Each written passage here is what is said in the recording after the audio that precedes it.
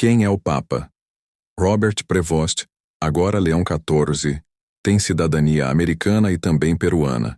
Ele nasceu no país mais rico do mundo, na América do Norte, trabalhou 20 anos em uma das regiões mais pobres da América do Sul e nesta quinta-feira, 8, virou Papa.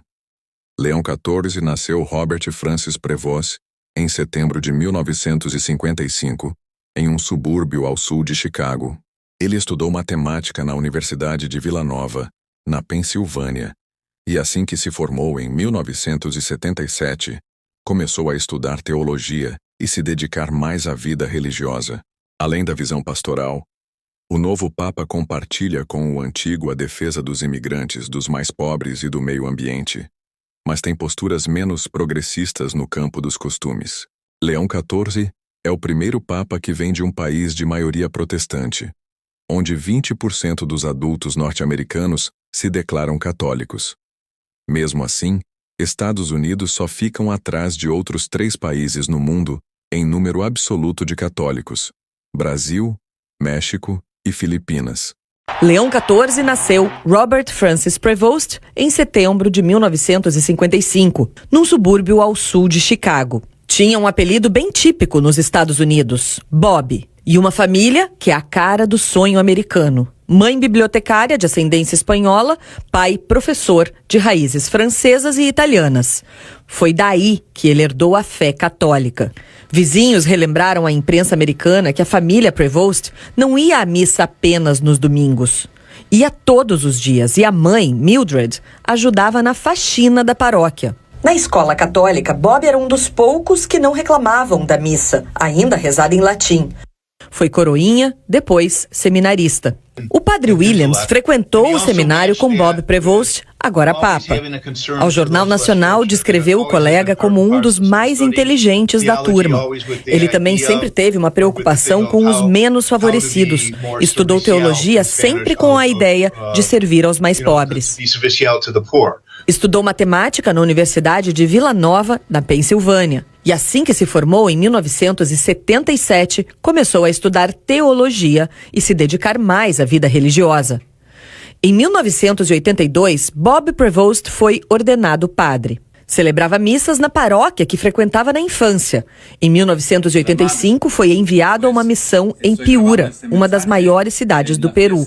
Uma viagem de 2 anos que mudaria a vida de Prevost. Em 1988, voltou ao Peru, onde ensinava outros jovens teólogos na cidade de Trujillo. Viu de perto, em 1992, o então presidente peruano Alberto Fujimori dar um golpe de Estado e impor um regime autoritário que durou 8 anos. Décadas mais tarde, disse que Fujimori deveria pedir perdão pelas grandes injustiças que cometeu. Em 1999, voltou a Chicago para assumir o comando regional dos agostinianos. Em pouco tempo, foi alçado a líder internacional da ordem religiosa e se mudou para Roma.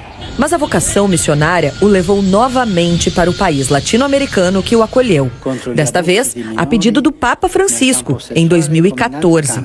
A missão era administrar a Arquidiocese de Chiclayo, cidade histórica fundada no século XVIII, a mais de 700 quilômetros da capital, Lima.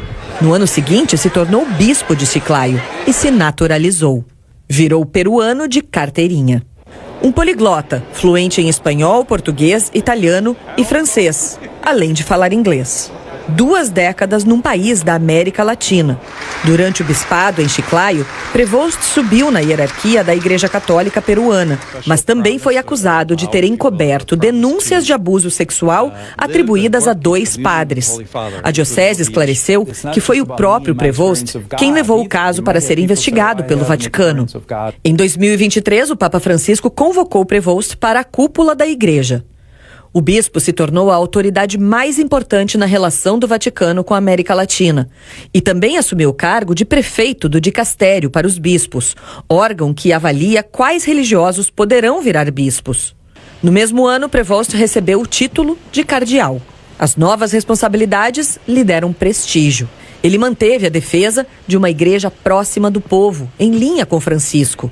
Como cardeal, se mostrou discreto e falava pouco em público, mas em entrevistas ao Serviço de Notícias do Vaticano disse: um bispo não deve ser um pequeno príncipe em seu reino. Não podemos nos esconder por trás de uma ideia de autoridade que não faz mais sentido hoje. A autoridade que temos é para servir, para ser pastores e professores. Além da visão pastoral, o novo Papa compartilha com o antigo a defesa dos imigrantes, dos mais pobres e do meio ambiente. Mas tem posturas menos progressistas no campo dos costumes. Em 2012, lamentou a disseminação do que chamou simpatia por práticas contrárias ao Evangelho. Ele citou como exemplo o que descreveu como o estilo de vida homossexual e famílias alternativas formadas por casais do mesmo sexo com filhos adotados. No Peru, se opôs a um plano do governo local para discutir questões de gênero nas escolas. As posições mais conservadoras podem ter agradado uma parte dos cardeais que se opunha às reformas de Francisco, como a permissão de bênçãos para casais gays. Resta saber como Prevost vai conduzir a Igreja Católica agora.